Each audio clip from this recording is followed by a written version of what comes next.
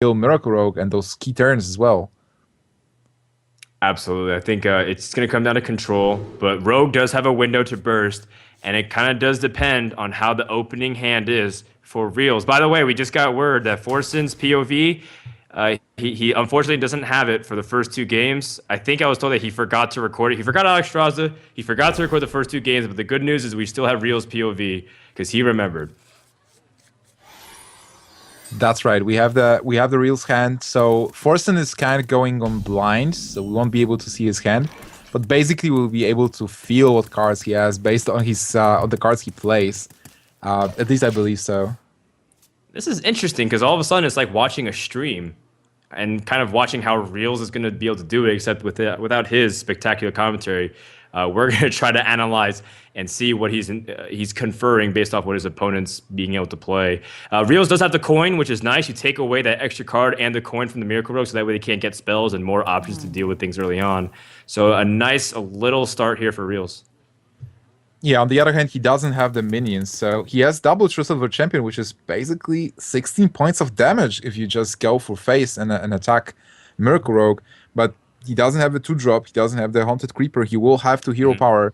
On the other hand, he has the Harvest Golem, which is not doing that much damage, but still, it's pretty hard to remove. And would you sub Harvest Golem? You probably don't, you just realize your plan being a Miracle Rogue. No, Miracle Rogue, the best way they can deal with something like Harvest Golem is usually Deadly Poison and Shiv for 3 mana, and that way you effectively remove it while not losing cards, really. And on the flip side, I kind of liked the fact that Reels does have a way to answer Auctioneer. He has a quality, which is a very big pickup.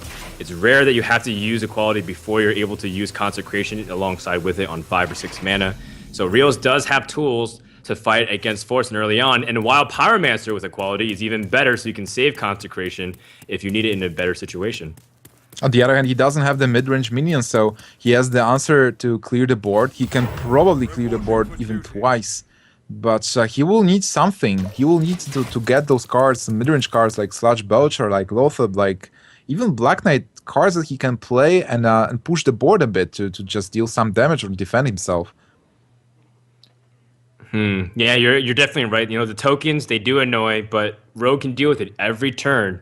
Just hero powering, and even having that damage over 2 turns allows him to push out minions in response. So it is a slow start from Reels, and that's not what you want as Paladin. You want to be able to kind of force the removal out because they're saving things like Backstab for their Guide Stand. But if you force them to use it early, then it's kind of like a situation yesterday where I believe it was 6-0. He couldn't play anything whatsoever, even though the fact that he had Gadget Stands, right? He had like 1 Blade Flurry, and that was it.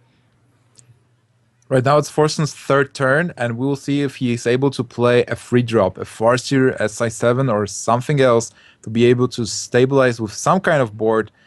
Because Forsen, he really wants to bait the removal out. He wants to play cards so that Reels is forced to clear. Man, Forsen is taking a long time with these first couple of turns. Well, he had a beer in his hand, so maybe he's just taking He's slow rolling Reels already, huh? BMing to start off the series, not bad. Or did Forsen, for some reason, had a problem? Maybe he disconnected and had to reconnect. Hopefully that's not the case. He's able to stabilize. He ends up just attacking and passing. While Reels looks like he's going to have a very clear turn 3 just to load up the board with something. Play the Harvest Golem, pass it over. You have True Silver for whatever mid-range creature comes out, whether it's a 3-3 or even something like the Thalanos or Drake in the next coming turns. I think you definitely play the Harvest Golem here. There's no need to coin out to True Silver, so just play Harvest, stabilize the board. But Reels is taking his time. He's counting the cards. He's thinking if he's going for the damage here. Well, maybe True Silver is actually interesting here because this is kind of a race.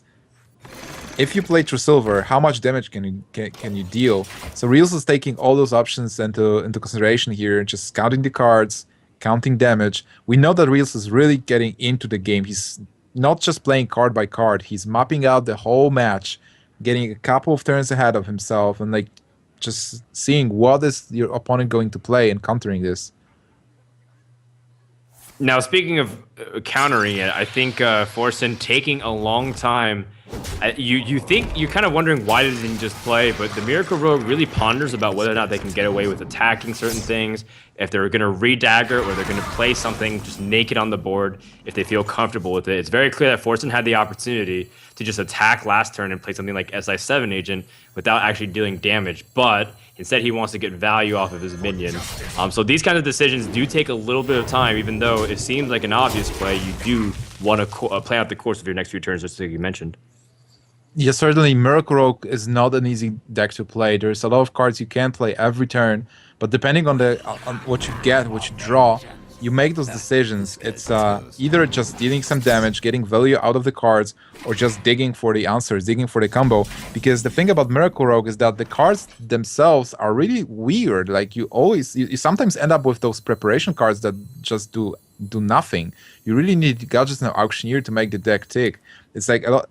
People commented on the deck that's when you get all those single cards, all of them are pretty weak, like just bad cards that you will never play. Like there is no value in them, but just the combinations that Miracle Rogue provides make the whole 30-card deck really strong. Oh my, Realz drops the Loatheb. And I think this is because he prioritizes killing off the SI7 agent, but he realizes Sludge Belcher will be extremely vulnerable to something like a 5 damage Eviscerate, which is likely based off what Rogue usually keeps on their usually draws into, and you don't want to kind of have an easy removal for a 5 mana cost creature. So Realz drops Loatheb before he sees anything like Gadget Sand. Do you have any opinions on this, Nibs? Yeah, I feel like this was a pretty nice play here because, well, exactly what your opponent can play. You feel like there is no way he will play Gadget Sand because of Loatheb. And the only card he can play is Azure Drake, but then again, he can easily answer Azure Drake with True Silver Champion. So it's kind of like forcing your opponent to play Azure Drake if he has one, to be able to answer it easily. On the other hand, now Forsen can actually play Gadget Sand and Conceal if he has them. But again, Realz can answer those cards. Yeah. I think it's really intelligent the more I think about it, forcing these reactions, but he's not opting for the true silver play. Instead, he's looking to drop the Sludge Belcher. Humility. And humility combination. Yep. Okay. And it makes sense. It makes sense, you know, the fact that he can continue pushing and develop the board, it's acting like 3 damage anyways. He can choose over next turn and accomplish the same exact thing. The Gadget Sand is out for Forsen, and the chain draws will begin. Preparation to lead off. I believe he has 1 more mana at least after he plays his 1 spell, Fan of Knives, and he might have something like Conceal. Still, even if there is no Conceal or if the Gadget Sand is cleared, Forsen was able to cycle his preparation, which is useless otherwise. He was able to cycle Fan of Knives and get 2 cards out of it, and again cycle Conceal. So Forsen was able to switch like 4 cards from his hand for that Gadget Sand. Also, Equality Consecration is good in here, but then again his minions are vulnerable to another Fan of Knives or even a Shiv. Yeah, but he just saw his opponent use it. You're trying to deny your opponent's draw as much as possible. This is an absolute necessary measure. There's no need to kind of use anything like Pyromancer either, because you don't want to give up your own minions. It's pretty interesting, like Forsen is actually dropping pretty low with 70 points of health, and the Shiv exactly as a cold. Yep. And backstep as well, so Forsen getting value out of those small cards and a big Edwin. Wow. He's seen humility, he's seen equality, so he's trying to kind of play into another win condition. Sure, maybe he doesn't draw a lot of cards, but is there a big is there a response to a big minion like the Van Cleef? Realz might draw it. Something like Peacekeeper at the top would be massive, but he doesn't get it.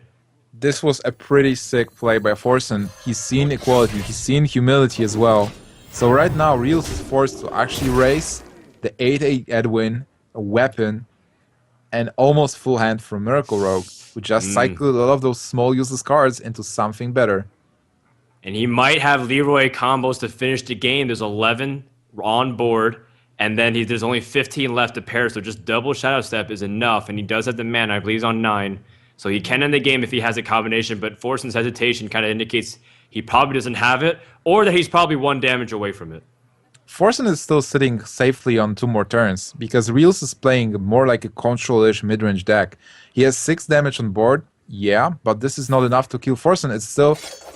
There's 7 more needed to actually clear the board and kill Forsen. And the Lothab drop is really devastating here. It's exactly the turn that you steal your opponent so that you grant yourself a win next turn. Yeah, basically, again, force your opponent to have something more. The Owler Peacekeeper, he would need to have 2 of them in order to kind of reduce this damage. It stings because once again, Realz is just stuck playing super defensive, loading up whatever he can, attacking, trying to gain health. His opponent, once again, represents 13, so now the condition just becomes Leroy, Shadow Step, and a hero power. The thing is, if Forsen actually gets a board clear here... Oh my god, there is a Leer. This means only one thing. That the game is over and has been decided. Shadow Step has been shown, which means all Forsen needs is a hero power to end the game, because there is 13 on board. So Realz will drop the Paladin, which has served tried and true. Wait, he had double Shadow Step? Oh my goodness. Oh my god, this is overkill. Uh-oh. Is he going to do anything else for us? Maybe a preparation, Fan of Knives, and, I don't know, backstab your own Leroy at this stage. What is it? It's going to be a sap. This is so sick. Realz was really wrecking Group A with a 9-1 score, but here he faces Forsen, who was advancing from Group B, and Forsen is starting with a 5 damage overkill to eliminate the best deck that Realz actually had. He just killed his Paladin. Yeah, at the same time, this is what the Paladin struggles with. There was a very noticeable tipping point at a certain point, after a certain amount of draws, where Paladin just keeps healing and taunting, and Miracle Road just doesn't have enough removal / damage to kill Paladin anymore. And Realz was trying to wait it out, and hopefully he could stall long enough, but he didn't get the opportunity. And Miracle does have that window to end the game. Now, 1 second, hold on. Yesterday we were talking about how Realz had something like the Miracle Rogue to kind of anchor him if he needed to, but he never had the opportunity to play it. Surprise, and today it's surprise. been revealed it's not the Miracle Rogue. This is the Backspace Rogue. And I'm really surprised. It's an aggro rogue that's actually prepared to counter Miracle Rogue. This deck is just dealing damage, throwing cards, dealing more damage, shadow stepping Arcane Golems. This deck is so sick sometimes, just killing on turn 5 with Arcane Golem, Shadow Step, Cold Blood, and it has Lothab as well. Why not? Lothab still works in almost any deck, right? Whether you're playing aggressive and you're able to snowball the board position, or if you're playing control and trying to deny opponent the ability to respond to board, makes total sense. And Realz does have some interesting choices with things like a Blood Knight. You don't always see a Blood Knight, but again, it can just lead to blowout games with something like Argent Squire, and especially in the mirror, because what happens is, if you put out something like Leper Gnomes and Argent Squires, they're kind of feeling pressure to take out something like the Leper Gnome, and you can push out something like Blood Knight. I don't know. It depends on how you kind of combos everything out. But most importantly is that the mirror matchup is really difficult in terms of rogue versus rogue, because you have to use your hero power to trade in and remove these minions. You're often taking double damage if you don't have the removals like Backstab and Fan of Knives and Shiv. And it might catch Forsen completely off guard too. Maybe he's expecting something else. The Miracle is going to mulligan differently when he actually needs early removal to stabilize and not take too much damage. Oh, definitely. I will for sure expect Miracle Rogue coming from Realz. And what's important is also that Forsen is running only 1 copy of Earthen Ring Farseer, which is a very nasty card in this matchup, because if you're able to kind of like trade with all those minions, and if Backspace Rogue doesn't get Cold Light Oracle, they just run out of steam. But still, they can top deck something and kill you. And then the Farseer is super important, because you just play Farseer, use Shadow Step on Farseer, and just heal out of the range of the Backspace Rogue. But with only 1 Farseer, it might be really difficult for Forsen to get some health back. So this will be a strong race, with Forsen coming in blind and not knowing what kind of deck Realz is playing, where Realz has all the knowledge in the world to actually defeat Forsen here. Yeah, cards, like for example, a second Azure Drake or something often feel dead if you're Forsen, because you don't have the time to play it. This deck often kills you by turn 6 or 7, and in the mirror, sometimes even quicker if things like Cold Blood get pushed on the Argent Squire with the Divine Shield up, and you just take massive amount of damage with no choice but to use your own hero power to a trade. I'm looking at Forsen's deck and kind of figuring out if there's any way he can kind of counter this easily with some other cards, but you make a good point. Only 1 Farseer, He is running double Phantom Knives, which is nice against a lot of the one health minions. But it's going to be tough. It's going to be tough. It's not impossible for Miracle Rogue, but it's very unlikely. I know people kind of throw out percentages, so people kind of say this is like a 75 to 80% chance usually for the backspace Rogue if they get something like 1-drops to put on early pressure. So certainly we are giving edge to Realz again, but yet again, Forsen has a beer. So it will be very interesting to see how this game will finish. For this game, we won't be able to see Forsen's hand again, but well, Miracle Rogue has a weird hand, so who wants to see that anyway? I don't know. It really depends. This is even the same beer that Forsen's drinking earlier. Realz picks up a 1-drop, by the way, super critical, and also the fact that he is going turn 1 does kind of stink, because sometimes you want to put out double 1-drop. Also take away an extra card from Miracle Rogue is extremely important. Are you seeing this? First time in this tournament, there is a Leper Gnome. Nope, let's not talk. Let's not even acknowledge it past the fact that he's playing it on turn 1. He played it on turn 1. So good. Forsen says, well played. I think maybe he's like, at this point, he realized he mulliganed it properly by any chance. He's like, oh my god. Maybe he kept something like Gadgets in when you can't really necessarily afford to keep Gadgets in sometimes. If you know it's backspace Rogue, you need to be able to reduce the damage pronto. And Forsen already taking damage from the Leper Gnome gives it immediate value. This is the power of the Leper Gnome. It made a statement. The Leper Gnome just announced, hey, I'm not the Miracle Rogue. I'm a backspace Rogue, and I'm going to deal a lot of damage here. Realz picks up Defi's Ringleader. A Cold Light Oracle is nice too, so Realz can start drawing into ways to end the game. There's lots of Chargers, Deadly Poison, Assassin's Blade. There's ways he can just continue to push out damage over the next couple of turns and really put the hurt on. Forsen will need to be able to respond. And this is where something like Ascension Shield Master in the past used to be really valuable for the Miracle Rogues when they teched it in, because you're able to kind of reduce the damage, not only in just the Miracle matchup, mirror to mirrors rather, but also against aggressive rogues like this. By the way, I find it so funny that Cold Light Oracle is actually good in this matchup, because you would never want to give cards to Miracle Rogue. At least you will think so. But on the other hand, it's just the backspace Rogue is getting so much value out of those cards, because every card is just dealing damage. And Miracle Rogue has no taunts. And also, the Miracle Rogue just can't heal, so you just deal this damage. Just dealt 7 damage this turn, which is super sick. He still has a lot of cards, a lot of damage potential in his hand, and he will be drawing into more. Almost every card in backspace Rogue and this aggressive Rogue is dealing damage, or just empowering the cards that deal damage to deal even more damage. Forsen down to 19. But Forsen has been able to only take 1 round of those damages. You know, he hasn't taken, he hasn't like double dipped on the Leper Gnome, for example. He was able to shiv the South Sea deck cancel. That way he reduced damage, but still is looking pretty bad. But it could be much worse. Oftentimes you're looking at maybe a next turn kill from the Rogue. He looks like he's able to pair something else. Realz right now has 13 points of damage. If he is able to get 3 more points of damage in 1 card, that's it. With Deadly Poison, just you're saying it perfectly. His opponent is basically at the point where if he picks up any card worth damage whatsoever, then this game is over. There's so many ways to deal with Cold Bloods, Eviscerates, etc.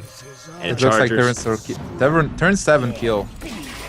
Right now he has 8 points of damage in his hands, just like that. And 5 more from the weapon. It's 13. That's why they call it the turn 7 Rogue. At least in Asia they do. In the West they call it Backspace because he was the one that kind of introduced it with his version with Cold Light Oracles and Shadow Stepping it to draw cards, maybe even mill sometimes. Definitely. This is a very strong deck against Miracle Rogue. It's actually weak versus Druid, so if Forsen loses here, I believe he will take his Druid to counter this deck, or maybe even we'll see the Priest. Priest might be also cool with all the healing and taunts. Now he gets his only Farseer, but is it enough? Fan of Knives, but I think that costs all his mana. Unless he has preparation to continue it, that's 11 damage with the South Sea deckhand. That is more than enough. He's got him covered. And Realz strikes back with the turn 7 kill and snipes the Miracle Rogue, which is pretty much what this deck functions as. Thanks to Leper Gnome. Don't forget. I didn't need Leper Gnome, but it certainly didn't hurt. 4 points of damage for 1 mana. Pretty good, I'd say. It's not bad. It's not bad at all. All So right, being so Forsen's Forsen's going to here. go with the Warrior. Warrior is a good matchup for it because you're able to stabilize, especially with things like Unstable Ghoul. It completely wrecks on those 1 health minions that are very plentiful in the backspace rogue. Funny how you stabilize with an unstable goal. But yeah, I certainly agree with this. This warrior deck is always good, and it might be even a better counter than priest and druid with all the armor ups, all the taunts, removal with cleave, with loatheb as well, which is pretty good to counter cards like Cold Bloods or Shadow Step on the key turns where the rogue wants to just finish the game and he won't be able to with loatheb. So warrior looks pretty strong. I think like actually the backspace rogue players they are saying that warrior is the worst possible matchup for both backspace and an aggressive mage, and I agree. No, certainly the ability to gain life with shield blocks, just like you said, and the removals, the whirlwinds. You have really tough minions to deal with, but you don't see sludge belchers in Forsen's deck. You have something like Spectral Knight, which is better against the removal against control decks, and forces your opponent to use minions to trade instead. But oftentimes the backspace rogue just ignores what you're doing and goes for the face and tries to be as hyper aggressive as possible. So Forsen doesn't have, I think, the best tools that he could have, especially cards like Black Knight also just sit dead in his hand. So it is a possibility for him just to get screwed based off the draws that he starts off with. Warriors sometimes can feel helpless if they don't get what they need early on. What do you think about Cold Light Oracle in this matchup? Because on one hand, you're giving when you are playing Cold Light Oracle, you're giving a warrior a chance to get some good removal cards. But on the other hand, if you're playing it early and Backspace Rogue is shining in the early turns, like turn 1, 2, 3, 4, 5, 6, the warrior will only have enough mana to play like 1 card, maybe 2. So even if they get their answers, but if you spawn the board with stuff and you deal the damage in packets, maybe warrior won't be enough to just race you with his removal, and you will just continue dealing damage like every turn. And with Cold Light Oracle, you will have enough cards to just continue bashing warrior. Hey, you bring up a good point because warrior is one of those few classes where the removal is very cheap. Whirlwind is 1 mana compared to something like Consecration, which costs 4 mana, and you don't often have the luxury of dropping Consecration and a minion in response, versus you can Whirlwind, play something like an Unstable Ghoul, and then even armor up and be that much safer compared to other classes. Druid has a swipe. They don't necessarily have to swipe unless they have Innervate to push out something really weak like a Harvest Golem.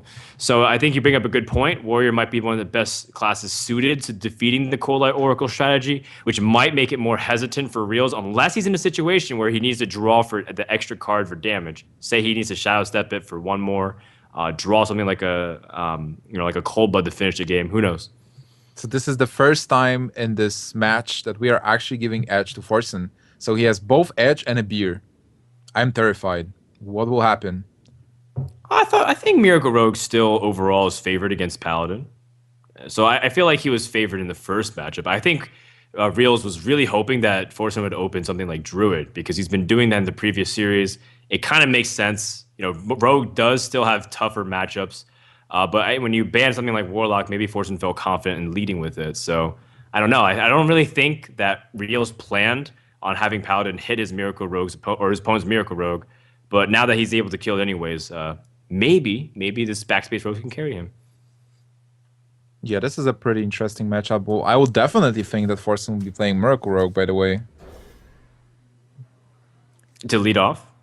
Yeah, to lead off, like Forsen being a Miracle Rogue specialist. But here we can see the game and the mulligan. Forsen is on the coin, and Realz is starting with a pretty bad hand. Probably he has the Cold Light Oracle and a Shadow Step, which is pretty tricky. You can get a lot of cards out of it, but as discussed, you are giving a lot of cards to your opponent as well.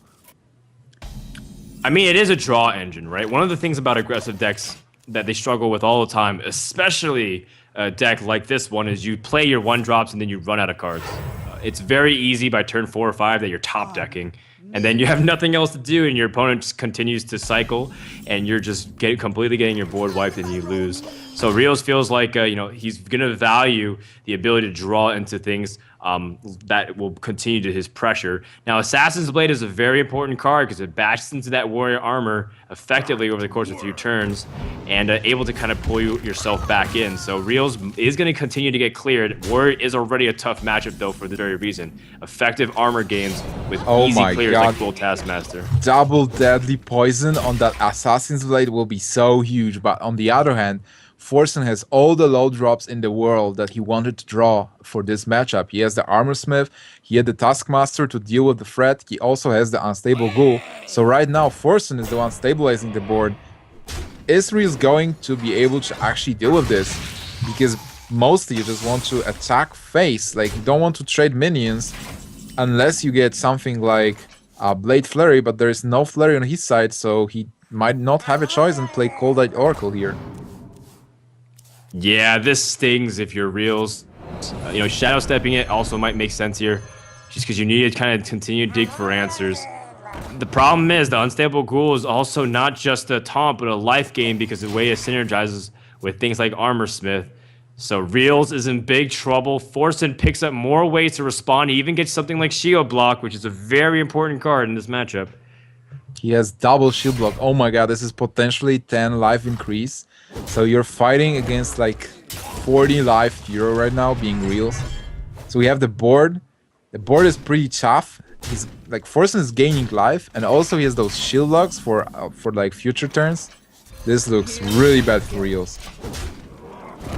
It depends. Realz has a lot of damage too, but there is a point where, again, Warrior just has way too much life. They're putting pressure. They still have damage on board, and you're not dealing with it because you're ignoring and going for face. If they're able to be really efficient and gain too much life, you just can't really do anything.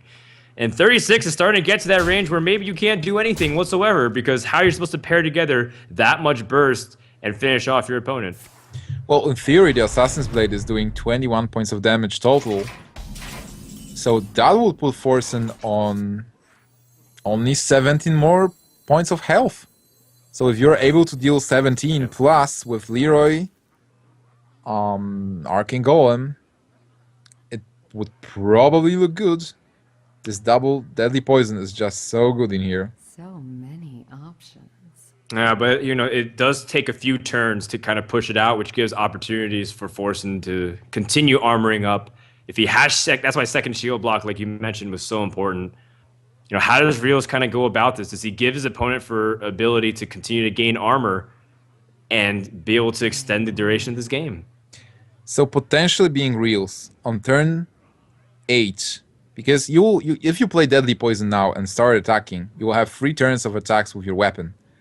So potentially on turn 8, you will be able to play a Leroy plus Arcane Golem plus Cold Blood, which is 14 plus 7, it's 21 points of damage. So if this turn he is able to deal some damage to hero, and next turn be able to deal enough to have a kill on turn 8, well, that might turn out to be a game for Realz. Like, he has so much damage potential on the next 2 turns. He does, and it kind of depends on how Forsen reads the situation. He wants to kind of go for clears. At the same time, he can't really utilize too much of his health as a resource. So as much as a Fiery War Axe is great value, sometimes you're not even wanting to trade with this. The same concept as you're facing aggro Paladin or Hunter, where Fiery War Axe is a great value card, but oftentimes it's not what you want to be able to use for removal, because you're racing yourself too at that stage. It's pretty interesting here being Forsen. You have so many cards, so many good cards, but what's the order of how you play them? So you can probably remove the board, you can take some damage. On the other hand, Forsen right now is in defensive mode. Like, he won't be able to win the game in the next 2-3 turns. And Realz will be dealing damage every turn and trying to get to that magical Leroy turn where he's able to deal 14 points of damage out of nowhere. He also has the Cold Light, if he wants to, next turn. So the longer the game actually gets, it's better for Realz. It's very surprising. Ooh, Oh my God, second a Arcane Golem. Well, let's see. So he's got, again, you said 10 from the dagger, maybe even more if he adds his deadly poison. The charges are about the same either way, whether it's daggered or not. I Leroy think plus 2 arcane golems is 14 plus the 8 cold blood and eviscerate. So that's 22. That's a lot. He's got him covered I think it's for important now. that the next turn, if he plays deadly poison now, next turn he's able to play Leroy, Cold Blood, Arcane Golem, which is 14 points of damage, and with deadly poison on a weapon, that's 21 points of damage next turn. So how much damage does he have to deal this turn to be able to win next turn with 21 points of damage? I feel like he has to play deadly poison now. And Oh, certainly, because you get the charge the 4 damage over. And something like the SI7 agent also makes sense. But don't forget things like Armor Smith. The Armor Smith also gives him a lot of health. I think like Arcane Golem is actually a play in here as well. You just attack for 4, get them to 21, because next turn you have Choose suit. 21, was it? Yeah, it's 21 next turn. Okay, so I would probably play this turn a bit differently, and I would play the Deadly Poison before, but still, Realz is in a very good situation here. He doesn't have to rush. He still has like 18 points of health. See, I think he still has like 2 more turns at least. So he can keep that Leroy for the lethal turn in 2 more turns. He still has a sap even, like if Forsen plays something that's annoying, he can sap it. Well, Forsen does have shield block, so again, you can continue and extend the length of this game as long as he can. He has a lot of cards at his disposal. The Undead Ghoul, again, puts a pretty big wrench that thinks chargers have a hard time bursting through, but then things like Sap become very valuable. Hovering over shield block would be good to kind of get things started defensively. And again, things like Fiery War Axe, you don't want to give your ability to opponent for your opponent the ability to burst immediately. So they are sitting kind of dead in your hand for now. Being Forsen, you definitely expect cards like Leroy, Arcane Golem, and a lot of burst. So you want to clear the board, and you want to play a taunt as well, so that you're... Well, taunt is always good. There is a 5-1 weapon. Oh wait, it's a 7-1 weapon actually even. So if Ghoul is able to stop 7 points of damage, that would be pretty awesome. So this turn, you kind of want to play Shield Block. You want to play the Ghoul and clear the board. Is it possible? If you use Slam, it is, but then you can't armor up either. So he's gonna kind of go for the armor up play, see what he can do from that point on. It seems like he's gonna drop the Undead Ghoul and use the Fireworks, start pressuring. Now keep in mind, not the Beard Rogue, sorry. The Backspace Rogue will be at 15 health, so if he continues to pick up cards like Gromosh and his opponent gives him mana with Arcane Golem, he might be able to just kill him in response and not have to play super defensive when he can maybe just turn on the Jets Oh my god, how and much end the damage game. is this? It's 16, definitely not 25. enough, though. Okay, it's not enough, but it's so close. Yeah, I think you Arcane Golem here. You probably kill the Unstable Ghoul with Eviscerate. You might even play one Cold Bloods. I think you play the Cold Blood for sure, because the Cold Blood is usually going to be used for damage anyways. Just sneak it in while you can and you have the mana. In fact, double Cold Blood wouldn't even be bad. With double Cold Blood, it's kind of like giving information to your opponent how much life he has left. Because right now, if he attacks with just the Arcane Golem, he'll get forced into 20. And how do you feel being on 20? I would feel okay with only 3 cards in my opponent's hand. The problem is that he can't fit in Cold Blood with Sap the following turn, so he has to use it here. He doesn't have a mana. He only has 9 mana, so his idea is if something big comes out and he needs to deal with it, he saps, then plays Leroy and Arcane for 10 damage, plus whatever he can do. So he's just hoping for the best, but this is, again, where something like Shield Block becomes ultra valuable for Forsen, and Realz will try to end the game, but unfortunately, I think it's going to be put out of reach for the next turn or two. That shield block is pretty painful for Realz. He was hoping that there is no second shield block, but there it is. Well, even a simple armor up was actually getting Forsen out of the lethal range. But still, Realz needs to draw some more points of damage. And most of the cards in his deck just provide those points of damage. He only has 12. But getting like a Leper Gnome right now would be pretty bad. You don't want to get those passive cards. But he got most of the charge cards. He already used the double Arcane Golem. I mean, he has them in hand. He used double Cold Blood. He used one Eviscerate. If he draws a Shadow Step, is it enough? Ooh, Armor Smith. So Forsen will continue to he chooses to continue to gain life and put himself potentially out of range. Realz could pick up something big like Shadow Step and still end this game, but he draws a Blood Knight. And that's not going to be helpful right now. I mean, it puts something on the board. Blood Knight is kind of like a blank. The thing is, like, Forsen doesn't have Grommash, but is Forsen able to finish the game with just Ragnaros? I don't think so. Forsen needs a Grommash to win this game. He thought about dropping Spectral Knight because he would have the damage with just Gorehowl and Spectral Knight if he attacked with Fiery War Axe. So he thought about it, but he realized how low he is at health. 14 still feels kind of a small amount if your opponent had his second Shadow Step, and ways to kind of rack in the damage from there. 14 with the second Shadow Step would be lethal. I'll sap the 1/4. Well, I guess there is no choice. You just want to play cards and hope that they can deal some points of damage. But this... I think so. Oh, wow, he burns the God. Grommash. That is huge. He would actually win with Grommash. Would he? Did he have Cool Taskmaster? Oh, he doesn't have this Taskmaster. No, he only has Slam, unfortunately. But that is a nice pick-off there for the mill, and now there's one charger Realz doesn't have to deal with, but there still is the potential for opponent to burst with something like Gorehowl.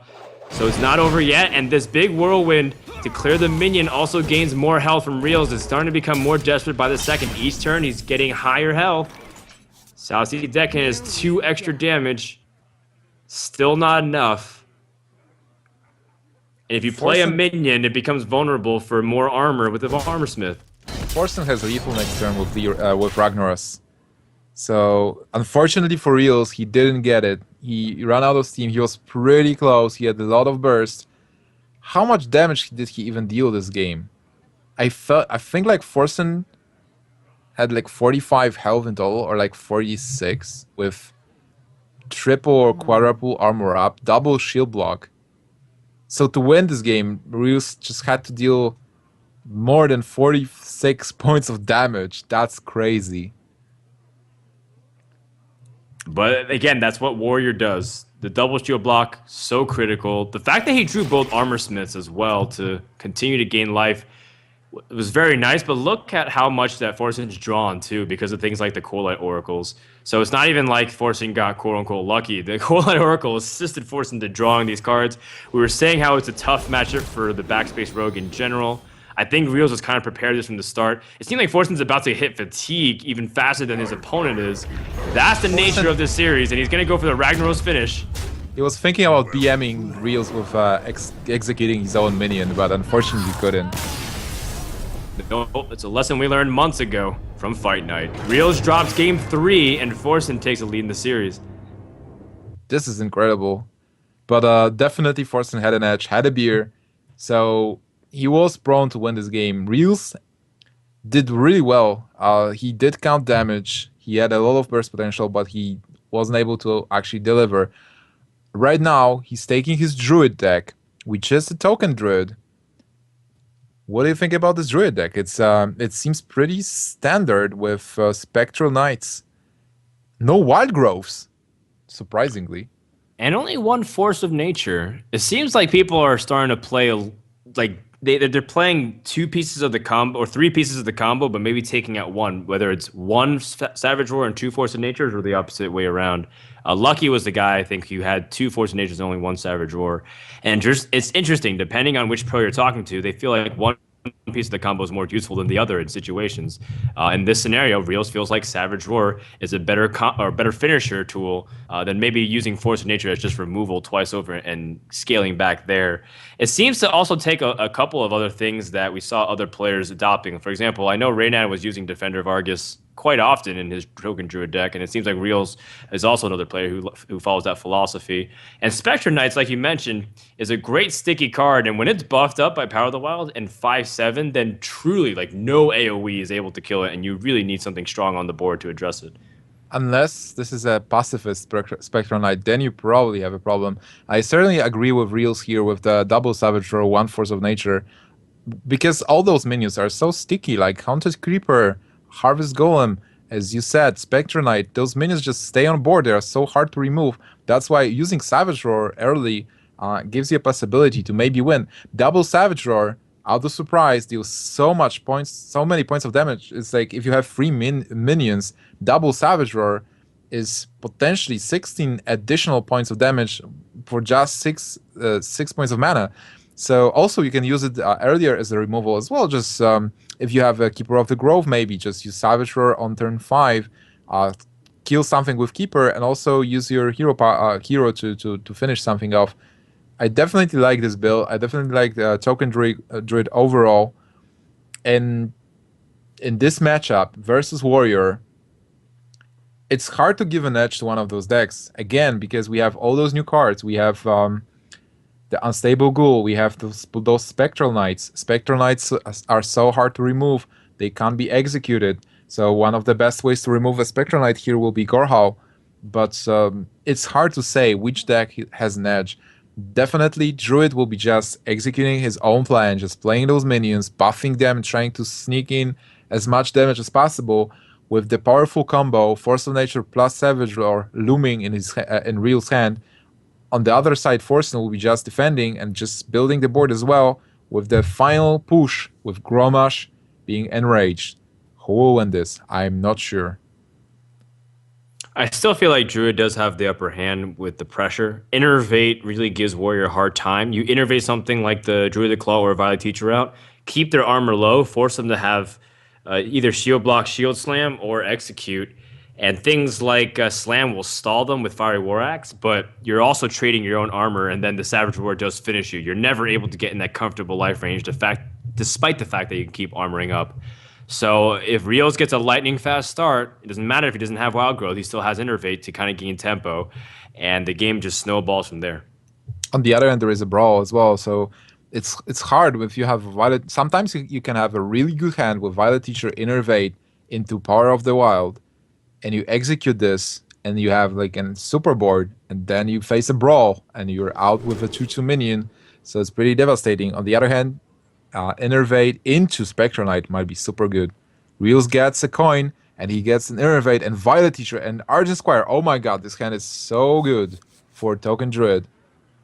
It's the ideal hand if he picks up something like Power of the Wild in the next draw or two. Forsen, meanwhile, has an interesting choice. Execute is a card that's very powerful against Innervate, especially when you have cool Taskmasters to proc it.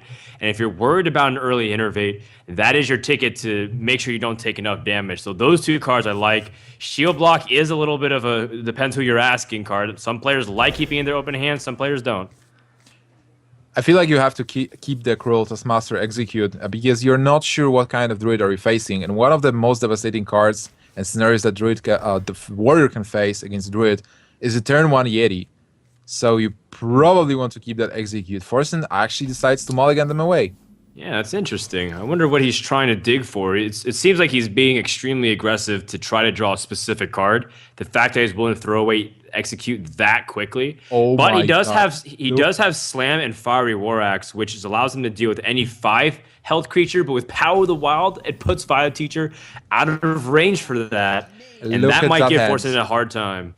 Look at that hand from Rio. So many spells. Violet Teacher, Power of the Wild. This is just insane. And an Ancient of Lore is a follow-up. Oh my god. This looks so good. How do you even lose? I like the fact that he's saving it too, because let's see, on turn 3, okay, he can coin Violet Teacher, Innervate, Power of the Wild. Turn 5, you can also Innervate out the Ancient of Lore. This hand is so ridiculous. It's incredibly explosive. Forsen is going to be in for a nightmare of a time unless he draws into some answers. I think he needs a Brawl badly. He will really need that Brawl. Right now, the coin into Violet Teacher, Innervate, Power of the Wild. You can even Innervate the Haunted Creeper, actually. Ooh, and give up your turn 5 play? Well, turn 5, you play Ancient of Lore. Yeah, exactly. So if you use your Haunted Creeper and you Innervate it now, then you're not able to kind of use the Innervate for Oh, the he's Haunted Creeper, actually but it going might for be too good to pass.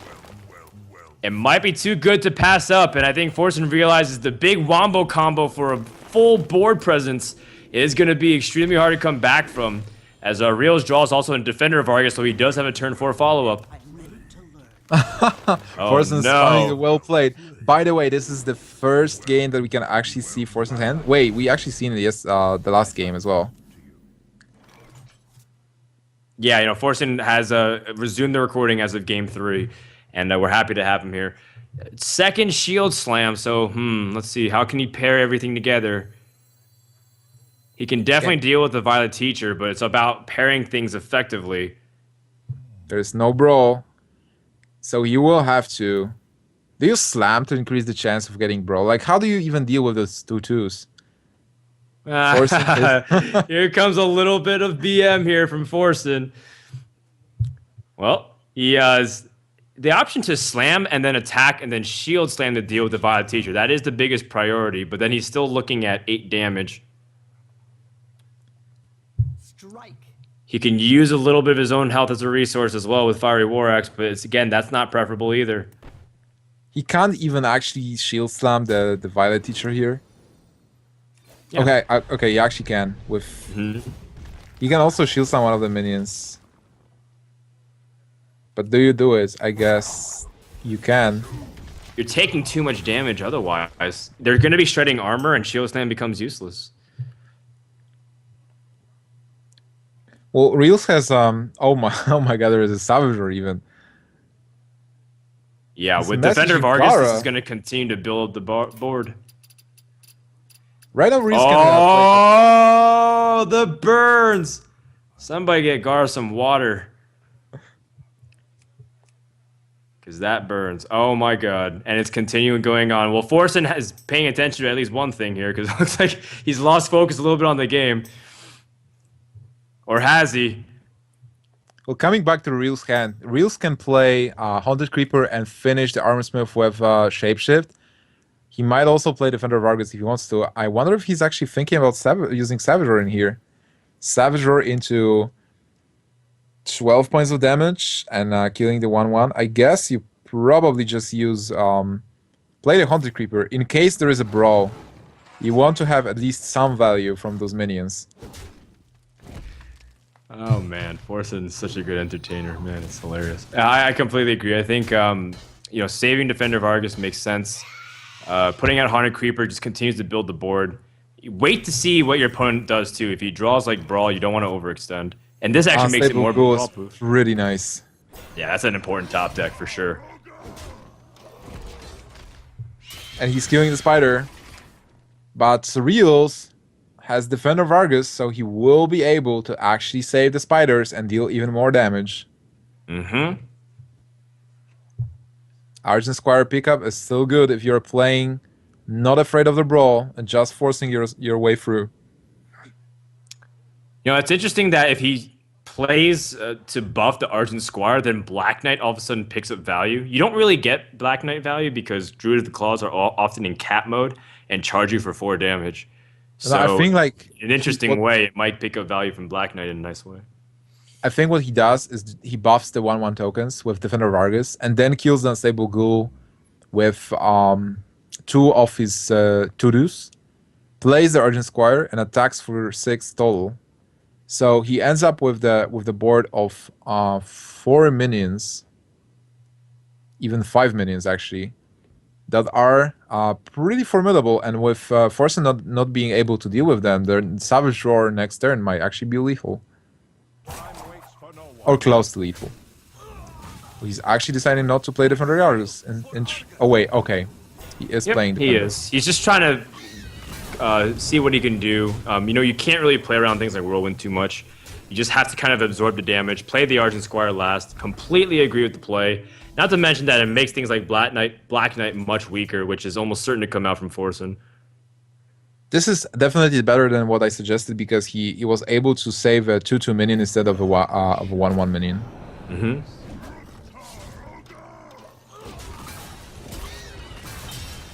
All right. Well, Forsen has kind of continued to fight back against the board, but his opponent keeping up the pressure.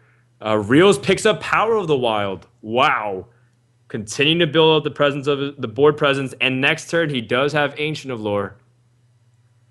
Do you actually Savage Roar in here? Hold Power on, of how the much damage does Wild, he have? Savage Roar to be able to clear. That's 8 plus 8. That's 16 damage. Oh That yeah, is he can actually 16 attack face. damage. He can attack face. He can also clear the Black Knight. But I feel like being at this point, you just go face kind of. And also he has the Ancient of Lore for next turn. So if he actually like plays Power of the Wild Savage Roar, clears the Black Knight, goes for face with the rest of the damage, he ends up having an upper hand. And Forsen will have to clear the board, somehow stabilize, and Forsen only has 3 cards in his hand. And right now we know that only one of them is usable. So then Realz pushes with damage, wins the board, wins the tempo war, and he has Ancient of Lore as a fantastic follow-up next turn. And the Savage Roar does come out. He has the ability to trade in as well, and it looks like he will. To try and pressure and keep as much damage as possible. Forsen has big, heavy minions, but he can't even play a couple of them. Shield block off the top. Hopefully chain draws into something better. But he does need to stabilize. Shield block into shield block. Hmm. You need to kill one of those minions and armor up. So Still, you're facing 5 points of damage next turn, and there is an Ancient of Lore. It's so annoying when you see the druid having only 1 card. You're like, yeah, this is even. I'm doing good, and then there is this Ancient of Lore. absolutely. Reloads the hand, matches it card for card, at least what he's holding, and then is able to continue putting pressure. 5 damage, completely negates the Savage shield Roar block. again. Oh my god. And a Loatheb. Well, I think even the more important thing is that he will have Druid of the Claw and Savage Roar next turn, so possibly 6-8 points of damage from empty hand. Oh, and he cleaves, misses the Argent Squire. And Forsen That's apologizing to himself because he realized, or maybe he's trying to get Grommash to apologize to him because that was a failed RNG roll. Forsen will get Savage Roared and pushed out of Game 4. The series is evened up. But it's okay because the Warrior has at least taken out one important deck from Realz. And now he has a choice. But it is going to be Druid or Priest. And it makes me feel like he's going to favor the Druid because Priest sometimes struggles against the flurry of 4 attack minions with things like Druid the Claw. Well, Priest is an accident. Wait, did he have like level 9 Warrior? I guess he's not playing Warrior that much. Wait, Or doesn't he even was have actually... all the basic cards unlocked. I hope. Oh wait, He doesn't he have didn't. Arcanite Reapers yet. He probably doesn't have them because he's level 9 and you unlock all the cards in level 10. Uh-oh. Well, Forsen clearly not having passion on an NA server at least. Wait, did he actually have the Whirlwind? Maybe he didn't have the Whirlwind even. No, he'd had Whirlwind for sure. We saw it against the Backspace Rogue. Okay. Then it's good. So he's taking a Priest. I'm surprised. He was really not confident with the Priest, and now we see the Priest. Deathlord is a pretty interesting card when you are playing versus the Druid deck. It's a pretty good versus aggro decks, but versus those midrange, there is always a chance of a 5/5 Ancient of Lore, or a Black Knight, or a Spectral Knight as well. Realz is running Argent Squire, so maybe Forsen can get lucky with Deathlords, but still, Deathlord is a pretty dangerous card to run. Yeah, But he has a especially lot of if they put out Spectral Knight, Priest might just lose. Because the Spectral Knight, unless you're able to silence it with Mass Dispel and then start doing stuff to it, unless you have something on board, you might just die because you can't interact with it whatsoever. You don't have ways to attack it with spells, and your minions are often too weak to try to go even with it. Their best card is usually Sludge Belcher against Spectral Knight. So it's really difficult to kind of manage that card. And just like you said, if Deathlord brings it out early, well, we could be seeing a very one-sided game. And I'm also surprised that Forsen chose the Priest against the Druid rather than Druid Mirror, because I feel like the Priest would also have at least a better chance against something like Hunter as opposed to the Druid, because the Druid, again, is able to pressure so much. You have a lot of 4-attack creatures, especially if you use Power of the Wild to put it in range, and then it might just be lights out.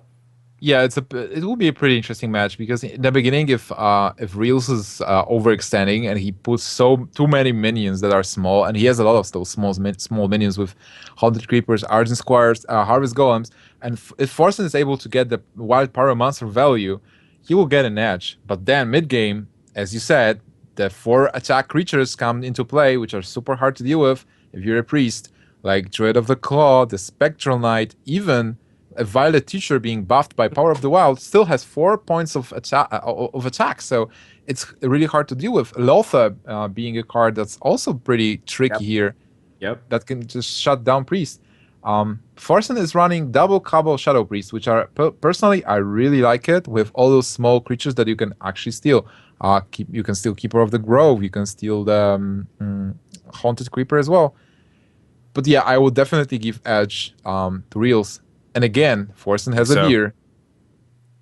So well, Nimsh, I'm going to kind of spoil it for you, but this graphic is not going to change anytime soon with Forsen looking and staring at his beer for advice. You never know. By the way, way, Forsen is not running the Circle of Healing Akanai combo, which is another way to kind of deal with the fact that your opponent's swarming the board with all these Death Rattle minions. You have a way to combo with Wild Pyromancer, but oftentimes the Akanai Soul Priest and Circle of Healing is a reset button, a mass destruction on the board, and he doesn't have it, which also means he doesn't run Injured Blade Master, which is a great way to respond if you coin it out and put out a 4/7. Druid can't really respond to it easily, and that might be your way to destroy things like Druid the Claws early on and Violet Teachers. So again, another reason why Forsen might struggle. But we don't know how things will open up. Northshire Cleric can draw cards early against things like Argent Squires and Haunted Creepers. Pyromancer always can go for clears, and you just keep resetting Druid board. They never have an opportunity to Savage Roar. Also, guys, remember, we are watching the VGVN Tournament Video Gamers Game Voters Network, and you can actually enter to win a PC. So just take part in our raffle here, and just type ! giveaway to take part, and have fun. Definitely do that. Now, the opening hands have been shown. Forsen does have a pretty nice curve, and he does have ways to deal with early game threats with taunts and Shadow Word Pain. Meanwhile, Realz has the ever-important cards Spectral Knight and Innervate, which could spell disaster. Depends on how things pan out for the first couple of turns for Forsen. Right now, Realz just got Violet Teacher, which is pretty important. But basically, well, I like his hand, kind of. He has a Haunted Creeper. He has the Violet Teacher, Spectral Knight. He will be able to play that Spectral Knight early if he really wants to. But I think he really wants to. He definitely really wants to play it early. There's no reason not to. I think this is one of the most powerful turn 3s you could ever imagine against Priest. Although he might want to consider a few other things too. Maybe Druid the Claw and killing off this Northshire Cleric picks a value. It's also a 4-attack creature. How can your opponent respond to it? The best way is a Holy Smite with Pyromancer, but again, how likely is it that he have that combo? And you deny your opponent 2 draw mechanics. Because if you deal with the second Northshire Cleric, Priest often doesn't have a way to draw that easily unless they're able to continue to cycle.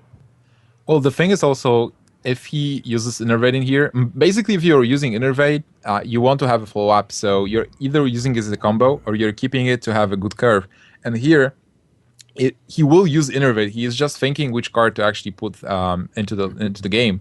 If you're going to play Spectral Knight or Druid of the Cloud, the thing is, like, he will play one of the 5-drops here. Then he has Violet Teacher on turn 4, which is pretty good, and again a 5-drop on turn 5, which is a curve that looks actually pretty good. Actually, I like Druid the Claw the more I look at it. You're taking out his draw mechanics. Spectral Knight is still going to rain terror.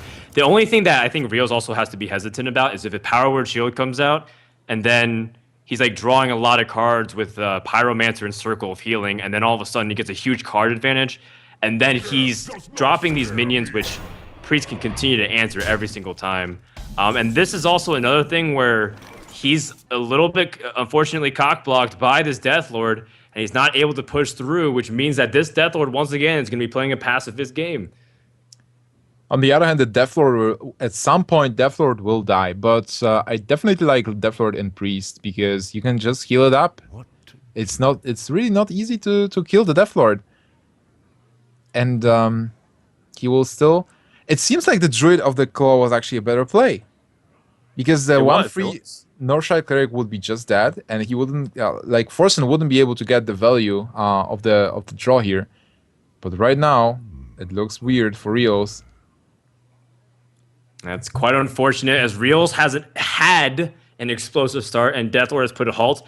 But let's not call it too early. Deathlord has the ability to backfire severely, or do something kind of innocuous like drop an Argent Squire and maybe not have that much impact. But this Spectral Knight seems like it's just going to be passing for this turn, until maybe Realz has an opportunity to strike back. And that's going to give the ability for Forsen to maybe do something cool with draws, and he has Shadow Word Pain to answer this via Teacher, and then be able to combo off of this. Draw some cards. Basically, if you're drawing cards from Northside Cleric, it sounds great, but on the other hand, you have to spend 2 mana to draw a card. So it's kind of like a life tap for Warlock. But here, Forsen has this Shadow Word Pain to be able to deal with the 3/5, which is a pretty good trade. A card for 2 mana, a card for 4 mana. It's very nice. He actually doesn't draw. In today's metagame, Shadow Word Pain often doesn't get that good value because of the Death Rattle. So things like Oasis Snapjaw and Violet Teacher are often the best you're going to ever get. Unless your opponent's foolish enough to play my X and slash draw it off of Web Spinner. He's going for it. Oh, it's an Argent Squire. The worst possible minion. Even a Haunted Creeper would be better. Oh, so bad. Well, at least Realz won't top deck it later on. I guess that's one thing he can kind of get rid of. But that is not what he wants, especially with things like Pyromancer and Northshire Cleric out there in the game. And the Pyromancer allows him to also trade into the Spectral Knight. And now he also takes the Haunted Creeper, and Forsen has completely reversed the board. This is not what you were expecting right off the bat if you're the Druid player with Spectral Knight Innervate play.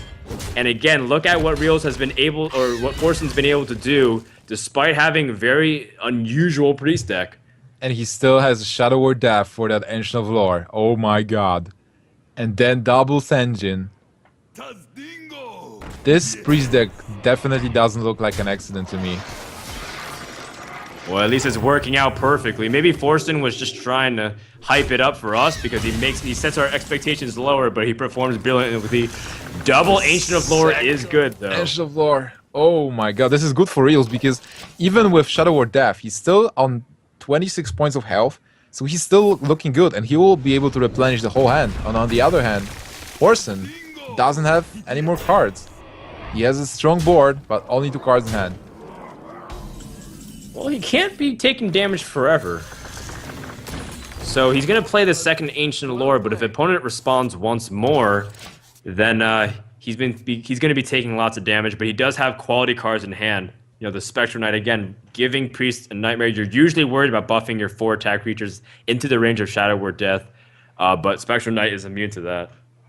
I guess here you attack into a 5/5 and then use Holy Nova and go face and play the Pyromancer. You go all aggro because you don't have any potential in your hand. Unless you actually go all in. That's a very nice play as well. Yeah, the Holy Nova and Shadow Madness does represent 5 damage next turn, at least the max 5 damage.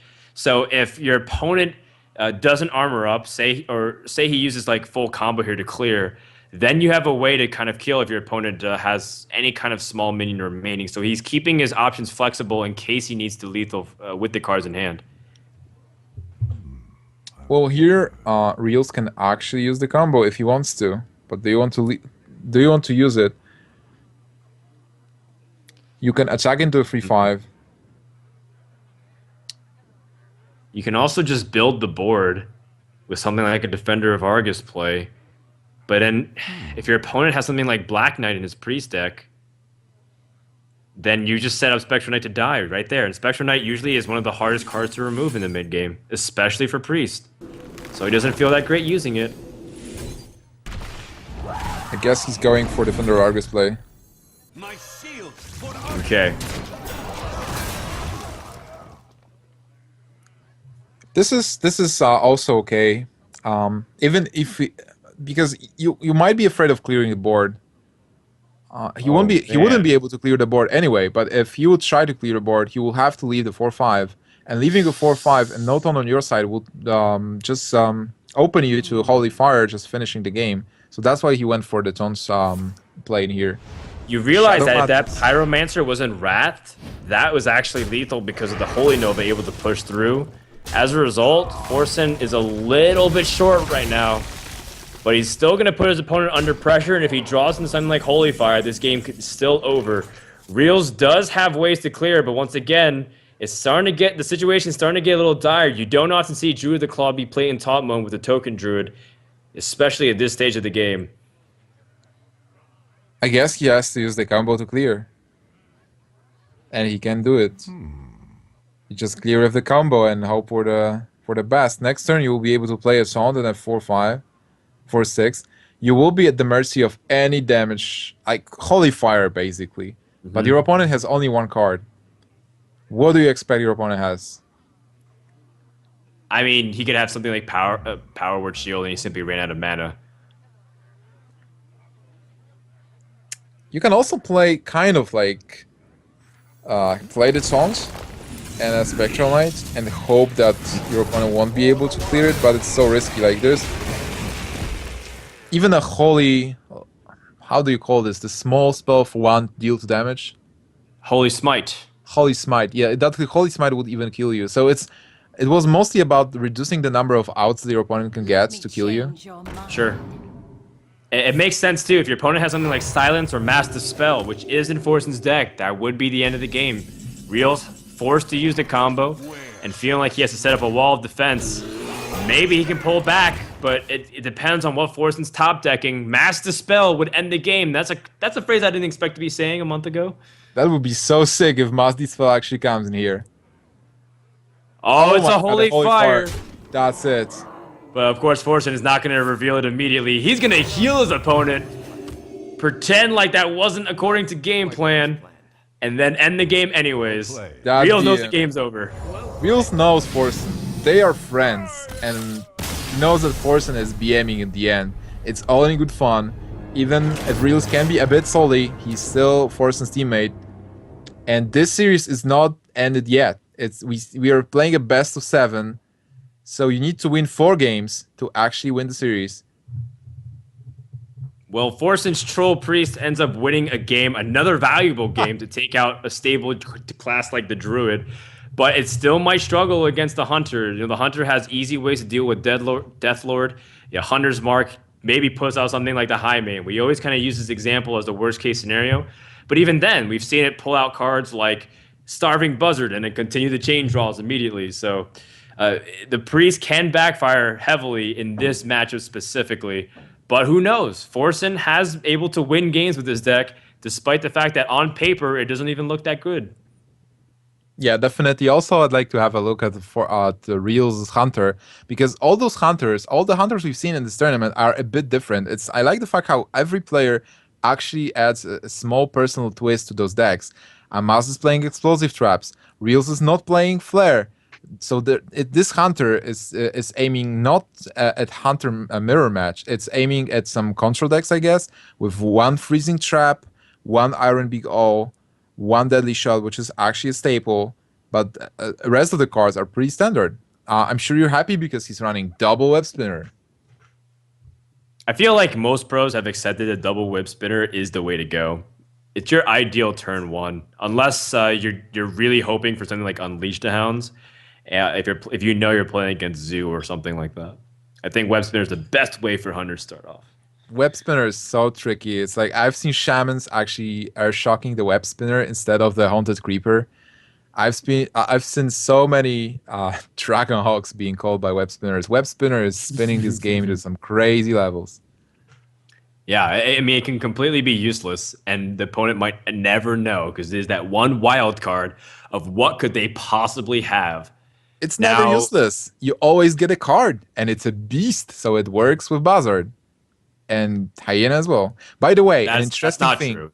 If you get Core Hound, I want to see a Core Hound be played. Actually, no, we've seen a Core Hound once be played. I want to see the Beast be drawn off a web spinner and actually be utilized at the high level play effectively.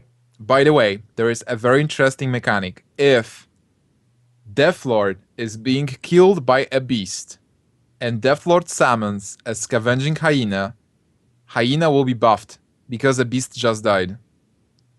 So Oh, Death Lord really? actually summons a 4/3 hyena. Are you sure? If there was a topic on Reddit, there was something said about it on the internet, and internet never lies. So I'm 90% sure. Oh man, I can't believe you're older than me and you can say something like that. But I think that's a really interesting mechanic. I didn't know that. I thought maybe it had to do with something with death rattles and the order that they triggered in. But it It makes makes sense on sense. paper. Yeah. It makes sense on paper. Okay. It's kind of like a different order because it's like Death Lord dies, it summons the hyena first, and then the beast dies. So hyena is getting buffed. I didn't know that. That's a cool fact that some people probably are not aware of because Death Lord isn't that common. Maybe it will be though, because with the Construct quarter coming out soon with things like Wailing Soul or the Wailing Wall, whatever Undertaker. it's called, yeah, the Undertaker. Maybe you're willing to play more of these cards that have a backdraft or backfire opportunity because you can silence your own minions. Really cool stuff. Keep it being on the verge of release in about 24 hours, which makes me personally very excited. Don't forget, by the way, that Hunter has been so powerful in the recent tournament meta, and it's pretty good against Druid. So if you're a Realz fan, he might be able to pull this one out, but he has to get through this troll of a priest deck that Forsen submitted last secondly because he thought it might be a good idea, but said to us it probably wasn't. And we can see the players mulliganing now. Forsen is throwing away Cabal, Shadow Priest, Power Wall, Shield, and Holy Nova. This is pretty interesting. I guess he's trying to get the Pyromancer in here. Realz keeping the Kodo. He actually kept the Kodo. Well, Kodo is able to respond to a lot of the really annoying cards like Northshire Cleric, which might even come out turn 1. If you have a turn 1 Cleric, it can answer almost anything what Hunter does until they drop Animal Companion. And even then, things like Leok become such a big liability. Also, the freezing trap is actually pretty nice, especially if you get this turn 1 Cleric attacking into a freezing trap, and you have to attack with something. He's going for Animal Companion and getting a Misha. Misha will be easily cleared, even though it's a 4/4, and if you think like, hey, Priest has a problem dealing with this bear. Ooh. Thought Steal, and he picks up Leroy and Kill Command. Forsen has the ability to maybe burst his opponent late game. That's funny. Freezing trap is pretty crucial here. With Misha staying on board, still having the 4 health, 4 attack mark, pretty tough for Priest to actually deal with it. And now Pyromancer costs 4 points of mana, so it might be hard for Forsen to actually utilize it. Yeah, you always hate to give up Kill Command, but against a class like Priest where they can heal up easily, Kill Command is not a lot of insurance compared to another class like Shaman, for example. Oh yeah, definitely. You want to just have the minions, you want to deal as much damage as possible, and you want to have those sticky minions that actually live through Holy Nova turn 5. All right. Forsen gonna steal the Haunted Creepers and do damage while putting out his own Spectral Spiders. And this is what Priest does best, just harassing as much as they can. Oh my god, Forsen actually got Leroy and Kill Command. Yeah, dude. What do you think I was talking about earlier? I say he has the opponent to burst. This is so sick. I was mostly looking at the at the Realz part of the board. But yeah, I totally agree. On the other hand, I don't feel like he will be able to use those cards effectively. Because his deck is mostly based around, you know, just putting the mid-range stuff, getting the control. So Leroy is kind of like a man. card. Maybe. You never know. You never know. We thought something like Shadow Flame might be useless against something in Amaz's hand against a handlock, but ended up becoming the most valuable card. By the way, Shadow Word Pain, nice target on the Kodo. Kodo did pick up a little bit of value, but it wasn't game-breaking by any means. So you play Lothep here? I think you have to. So Realz is kind of missing the buzzard. I bet he really wants to get a buzzard. He didn't get the buzzard with tracking. That was probably disappointing for him. And he will try to dig for it. Do you suicide the Spectral Spiders so that way your opponent can't draw an extra card off of Unleash the Hounds? I think you do. It's an interesting play also when you're playing with Heads. Oh my god, there is that is the reason why. Heads up play from Forsen denies Realz that 1 extra card. Now he still can continue to chain draw with things like Stone Tuskboar and the Hyena itself. Do you drop Hyena here? And getting that second buzzer is so important, by the way. Yeah, I think so. I think you have a great follow-up with things like Hunter's Mark, killing off the Northshire Cleric, and you don't have the guarantee to use up all your mana with just playing Stone Spore, so it makes sense. Realz has a good way to control the board, and puts a 4/3 minion, which is really hard again for Priest to deal with. Your opponent needs to have like Holy Nova with Spell Power or Pyromancer to go for a full board clear. And even then, actually it doesn't, because it kills the beast before it kills off the hyena, and the hyena ends up getting stronger. Now it's so annoying for Forsen that Pyromancer is actually costing 4 mana. No, but he picks up the Holy Smite, and that is really crucial.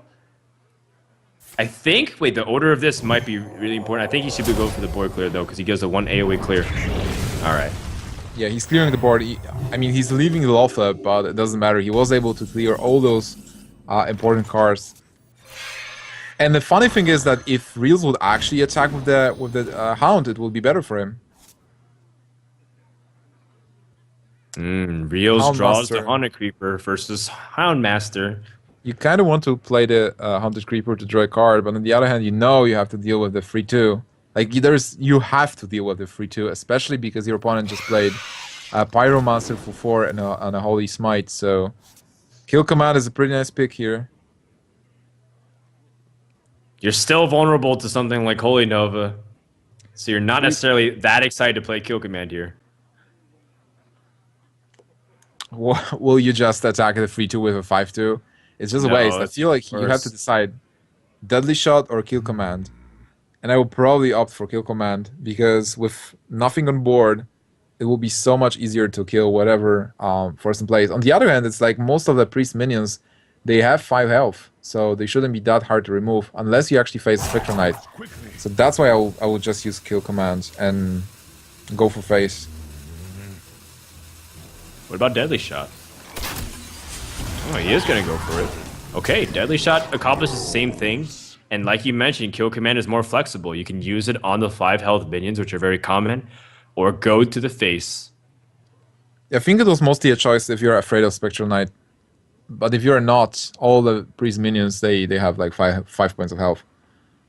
All right, Forsen will use the Kill Command to remove damage, but he leaves up the Buzzard just to kind of reduce the burst potential of what Realz. Now, Realz might not draw a beast, but he picks up a Savannah Highmane. So crucial to continue the chain draws. Realz also has the ability to Kill Command and continue to push through for damage. Kill Command your own self on a Highmane to draw 3 cards. So sick. Would you do it? I guess you don't have to, but it's a possibility. We've seen Reyna do it to actually win the game at DreamHack. That was with the Tundra Rhino. I don't think I'll ever forget that Hearthstone game. Pretty epic ending. I guess Realz is thinking about stuff here. So instead of drawing a card, is there anything else that he can actually do? Like Kill Command the 3/5, then maybe buff the Spider. You also have to be wary of the Cowboy Shadow Priest. I think Savannah Hyman's just too much value to pick up. Sure, you might be afraid at the back of your mind of like Shadow Word Death and Holy Nova, which is often the combo they use to deal with it, but I think the fact that you're pressuring your opponent this much is too good to pass up. But yeah, you do make yourself a little bit vulnerable to that combo. Right now, it does look good for Forsen. By the way, Master Spell is going to completely ruin Realz' board. Well, he still has those minions, but definitely, yeah, it's like the Sludge Belcher is actually a pretty good card in here because he can cast the Master Spell and follow up with Sludge Belcher. And he's going for it. Master Spell. First time ever in the constructed metagame. Well, hold on. How much damage does Realz have, too? If he draws into something like an Ironbeak Owl, I think he might just win the game. Tracking like into Iron tracking, and then like Leok/Huffer into Leroy. Is that enough to end the game? Right now on board, he has 9-11 with the hero power, 17 with Leroy. I don't think so, but I will definitely do tracking here. See if you can bypass that taunt. Hunter's Mark. And then second Savannah Highmane. Interesting choices. I think I will go for high main. It's must dispel such butcher is a clear signal for me like, hey, he has a problem dealing with my Savannah high main. So right now Rios is pretty comfortable with on 28 points of health, and he is winning this game. He's winning the board. So why not just extend your lead? Especially that you can just deal with the board and also even draw a card. Oh my god, a Hoffer. Hoffer is a really nice card.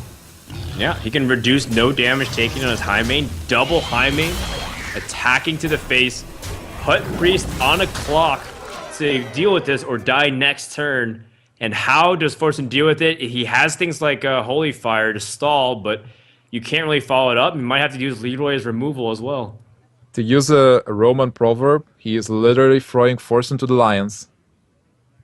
I think he might Leroy Holy Nova, but instead he Thought Steals. You see, the Leroy is useless. I told you. It's Oh, come on. If that was one high main, you Leroy and Holy Nova to clear the board. On the other hand, like Holy Nova is pretty nice. You deal one, and you kind of deal with the damage from another as well, because you just healed 5. How much damage is it? Wait, Unleash the Hounds. So he's got 6, 8, 14, plus the Unleash the Hounds is 3 extra damage. Say it with me, Nimsh. Reels is 1 damage off of lethal. Oh It's my sending god, to why game does 7. it always happen? Or 1 mana of lethal. Or 1 mana off lethal. Doesn't matter how you spin it, Reels can't win this turn, but he can posture himself to be in a position to. I can summarize it in only one word. Bible thump. Forsen is, he has to draw like a Shadow Word Death to deal with this high main. He gets it! That is so big. He gets a board clear. Is it enough to kind of stay alive? Because he can Holy Nova and heal up. He will He's gonna go be pushing himself up to 12 health. 12 with Leroy. That Leroy was is exactly it. basically dealing 8, 10. Oh my god, he's actually staying alive. Web spinner. If that was a Timberwolf of some kind, maybe get in the game. Reels is still going to be patient. It's not like he's any pressure whatsoever. Can Forsen kind of pull out of this mess? He can also steal the web spinner with Cabal Shadow Priest and get a beast of himself. But this puts him on lethal because Reels will have exactly 12 points of damage. With 2 minutes on board, he will create 4 dogs. So Leroy plus 4 hounds, it's 10 plus hero power. Oh, this you're is it. right. And my a God, Timberwolf to end the Timberwolf game. even. So the plays have been denied, and Reels sends it to the final ace match, where it will be decided between these two teammates, a Druid versus the Hunter. As Forsen, his priest finally goes down, but not without some pizzazz. And the Leroy stays in his hand. Kind of. Come on. And the Leroy had an opportunity if he was just 1 high main. Well, if he would be playing like Faceless and stuff, maybe. Druid. Hunter versus Druid is pretty tricky. It really depends what kind of Hunter, what kind of Druid. Here, we have a Druid, which is mid-range Druid with Yetis, with Wild Growths, Harvest Golem, Lothep, Spectral Knights. This means this Druid is actually pretty slow. And there are no Sludge Belchers, so the only taunts that Forsen is actually running are the Druids of the Claw, possibly being played as taunts. And Scenarios, which might be an important card. But coming back to Hunter, Reels can deal with most of the stuff. He also has one of the MVP cards in this matchup, which is Savannah High Main. Super hard to remove. Keeper of the Grove is able to silence it, but then it's still a 6-5, and you just played a meaningless 2-4. So this matchup will be pretty tough for Forsen. Completely agree. Unless he actually makes those shenanigans with Innervates, which totally break the matchup and put you ahead from some weird situations. Completely agree. Druid, when they're slower, cards like Deadly Shot and Freezing Trap skyrocket in value. You don't have things like Haunted Creepers and Argent Squires to pop those traps and potentially make the RNG on Deadly Shot with a big possibility of backfiring. So now all of a sudden, because Realz picks up value in these cards, he's able to play removal really effectively. Hunter's Mark can deal with any big creature that gets way out of control. You have Deadly Shot for those big single targets. You have Lotheb to disrupt your opponent from being able to finishing the game. You have So there's Kodo lots even. of tools. That's right, Kodo for the keep of the groves. Why not? Yeah, it's pretty sick. So right now it seems pretty good. Lotheb is also a key card actually. Um, and on both sides, Forsen is also running Lotheb. So if you're able to play Lotheb early enough to seal your opponent from using Buzzard and Unleash, or use your Lotheb to seal your opponent from using Force of Nature, Savage or combo, the game can actually be turned around on that one turn. By the way, I was kind of wondering how Real snuck in things like one Freezing Trap and one Bow in his deck, and it seems like he's removed one board and a Timberwolf. And Timberwolf double is a flare. card that you can and this Flares. Flares have been kind of cycled out very recently. For the past week or so, I feel like I haven't seen 100 run more than just one. So now that he's squeezed out those cards, it feels like he has a little bit of everything. And that's why I was like wondering, how did he put all of this tech card, having an Iron Beak Owl and be able to run Deadly Shot while not giving up the Bow Freezing Trap and still be playing something like Hyena. So he's got lots of answers to different situations. And it makes sense too, because you have all these low drop beasts to continue chaining with web spinners. Some people run Direwolf Alphas, scavenging Hyenas, and then be able to fill up the board very quickly. Certainly, it feels like he has everything. And guys, this is a free score in a best of 7 match. This is the last game. The winner will advance to the final, and the loser will get eliminated. You're watching Video Game Voters Network. Remember about our giveaway. Type in chat. Give us a giveaway. Give us a kappa. Give us a shout out. And this match, this game will be amazing. I think so. It's going to be explosive. Nicely done, Nimsh. Good promotion of what's going on. The VGVN, by the way, for the people who don't know, because we do realize that when we first talked about VGN at the beginning of the day, there was a lot less viewers compared to what we have now.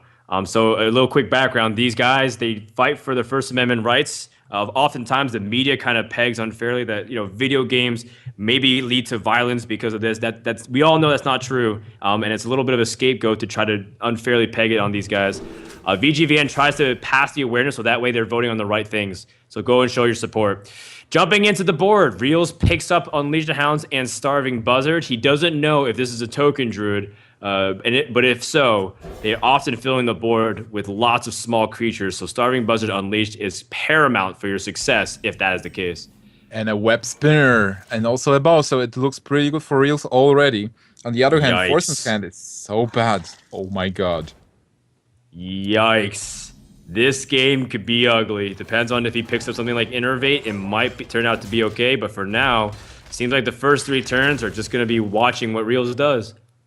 Iron Beak, oh, a second one thanks to the web spinner. This is pretty nice. Maybe. But on the other hand, Realz doesn't really have a card that he can play on turn 2. He has to use a steady shot. He doesn't have Animal Companion. He doesn't have a turn 4 card as well. Buzzard and Unleash is great, but you have to, your opponent has to play minions to actually use those cards. Second Iron Beak Owl, by the way, is pretty nice because if Forsen drops the Spectral Knight and his opponent can't deal with it, you can just silence it and all of a sudden you can like Hunter's Mark it all of a sudden while being able to, say you use it to chain draw. Oh, Forsen picks up the Savage Roar. So again, it's a card that's going to be played much later in the game. So effectively, he has 3 dead cards in his hand. Right now, Realz got Stone Tusk Boar, which is pretty cool because with Hunter's Mark and Stone Tusk Boar, he can get board control and actually kill the 4/5. But what do you do with Unleashed and Buzzard? It's you want to draw at least 2 cards from here, and Forsen will probably be just playing 1 minion at a time. It's if Yeti gets cleared, he'll just play the Spectral Knight, and then if Knight is cleared, he will play Druid of the Claw. So it's like there are those big minions, and you won't be able to unleash effectively. Yeah, you're exactly right. With Yeti being revealed, it's a clear indication that Forsen is likely not to play the token druid, more of a slower mid-range. Forsen does have wild growths too at his disposal. Unfortunately, he drew that a little bit late because he would have nice to have that even curve, especially if he goes first. Oh wow, you can actually play Buzzard here. Buzzard into Iron Beak, into coin Haunted Creeper, draw 2 card, and Hunter's Mark into a 4/6, only because you just silence it with an Iron Beak and then kill it with a boar. So this is a way that he can actually use this Buzzard to draw cards and also build up the board. Other than that, just playing the Iron Beak and Hunt Creeper wouldn't be enough, and I feel like he's going for it. Yeah, you know, in a way, you kind of mini unleash because you draw and cycle through your deck anyways, get closer to that high main, which is so important. If he picks up high main in the next 2 cards, his gamble will have been worth it. But I think this is a risk you kind of have to take. Depends on how things pan out. Let's see what the Haunted Creeper draws. It plays into swipe for sure, but I think that's what you got to do. Oh my god, he actually got a buzzard, so this definitely paid off. On the other hand, he wants those Savannah high mains. He wants those lions because the lions are so good. And there is no swipe on Forsen's side. So he has to deal with this board somehow. Yeah, and then when you play the Keeper of the Grove before you see something like Savannah High Main, you start getting really scared because the High Main comes out next turn and you're just, wow, how do I deal with that? You have to use Force of Nature to remove it, and that's, again, a piece of your combo. Leroy. Oh, Leroy is pretty important as well. He will be able to Leroy with Unleash at some point. Even if Forsen doesn't play minions now, you have this 9 mana combo with Buzzard, Unleash, and Leroy that's actually dealing a lot of damage and nets you a lot of cards. Do you deadly shot, by the way? I think you just attack it with the bow and a spider, maybe. But what do you even do? Like, your cards are kind of conditional. Is he going for the deadly shot? I guess. He is. Okay. Well, he wants to seize the board control that badly because, again, picking up things like Houndmaster and Savannah Highmane will make it that much easier if there's nothing on board. He does have Hunter's Mark as another removal. An Innervate from Forsen allows him to put out Scenarios, which does play into Unleash the Hounds, but at least he puts a really strong a series of 5/8 minions. And this might be the break that Realz was looking for to completely seal the game because it's an insta-call with the Unleash the Hounds. Something like Timberwolf will completely destroy the board and might seal the game for Realz. If you see 3 minions, it's so good to unleash. You're getting 2 cards, it's fine. But if you're getting 3 cards out of this combo for 5 mana, spawn the board, get those cards, it's just so good. Oh, I forgot he had the Eagle Horn Bow. It doesn't matter if he draws Timberwolf. Savannah Highmane and Lotheb have fallen into the lap of Realz. So Realz will go for the board clear. And he's also seen that his opponent doesn't have something like Swipe to clear the board. So, by all means, I think Realz is in a really big advantage at the moment. Basically, it was so important for Realz because he had all those conditional cards that were pretty weak. But now he cycled all of them, he refilled his hand, and he has all the meaningful cards with Lotheb, Savannah Highmane, even Animal Companion with Houndmaster. Those cards are super good against Druid. And Druid will be able to play only, like, mostly 1 card each turn. So it will be pretty hard for Druid to actually stabilize here without a huge card like a Swipe with something. But those Haunted Creepers are kind of like immune to Swipe right now. Yep. I know exactly what you're saying. It just doesn't feel good unless you're able to use something on board to kill off the first body of the Haunted Creepers. You don't really have, like, Swipe's not even that good in this situation. Right now he can kill this Druid with just Houndmaster into one of the spiders and a bow as well. He was super patient with Eagle Hornbone. Like, he's not running many traps, so this bow is mostly used for removal here. What about he has Timberwolf? So many options. Timberwolf allows him to also remove while playing the Savannah Highmane. Or even Animal Companion. Almost whatever he rolls, it's 2 out of 3 chance for him to go for an easy removal. He goes for Animal Companion. What is he going to get? Leok is important. Just not like Misha. Is the worst. Just not Misha. Huffer is pretty nice. Yeah, that allows him to go for the clear. He can play Lotheb, develop the board, Lotheb, and then deny his opponent to go for a clear with something like Combo, and then push for a really nice way. That way, Savannah Highmane comes down, and Lotheb plus the Haunted Creepers can just answer whatever's on board. That Lotheb played like right now is so important. If he's going for it, you're exactly sealing the turn 9, but does it win you the game? That's the thing. No, he's going to hold on to it and show a little bit of restraint. He's going for the bow here. And he's making it still a little bit awkward on Swipe, but pushing out damage, so that way he can put his opponent potentially on lethal the following turn with Leroy as well. Chilwyn Yeti is not something that Forsen wanted to draw. Nope. He can't even draw. He can't even cycle the wild growth and draw because he's not on 10 mana. Also, I think it's pretty important to explain that why is Realz playing this way. He's doing those assumptions that there is no swipe. So Forsen gave him so many pointers that there is no swipe, and Realz is taking his chances with Forsen not drawing into swipe. But even with a swipe, this board wouldn't be cleared completely because the spider will still be there and the boar will still be there. So even with a swipe, it's not that easy. Forsen is forced to try and defend as best as he can. How much damage does Realz have? He's got 8 plus 3 on board. He's got 11. He needs to draw 4 more damage with 2 mana that he can use. We can use his tracking plus Leroy hero power. He has 2 mana left. Can you do 3 more damage? Now it seems like it's the Lothar turn because Yes. now you definitely set up for a kill next turn. So you play Lothar, you seal the druid, and then you execute your combo. Well, you just play Leroy and straight up kill him. Yeah, there's no way you can do that 4 extra damage right here. So I think the Lotheb does come out. High main also wouldn't be bad. You've just seen one Force of Nature, so do you expect a second kind of... Well, your opponent actually has 5 cards in hand, and you've seen your opponent not do that much. So you can safely assume if there's no swipe, no minions that he actually played, there's a huge possibility that the combo is still there somewhere. Well, I like the idea of hero power and getting him lower anyways. Do you want to drop Savannah High main or Lotheb plus a web spinner? Oh yeah, definitely draw Lothar plus hero power and maybe even web spinner.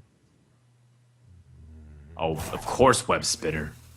Web spinner is a key Of course card. web spinner. It's about how you squeeze in. You're going to hero power. Savannah High main is extremely imposing. But Lotheb almost seals the deal. His opponent can't even use Force of Nature to clear here. Forsen draws an Ancient of Lore that's not going to do it. He can't even cycle with Wild Growth to draw something effective. And Lotheb has potentially sealed this game. I don't really see a way out of it for Forsen. That's why I Lothar think is that's so it. important. Lothar is not a card you play on turn 5. You play it if you have to. Then this YOLO Thab. But when you play Lothar on those key turns, this is turn 9. Realz played Lothar to just win the game. Forsen Forsen has can't to do heal. He's going to go up to 15, but he's staring at 9 plus 2 from the hero power. He's dead. He has 16 points of health. But this is 9 plus 6, 15, 17 points of damage in Realz potential.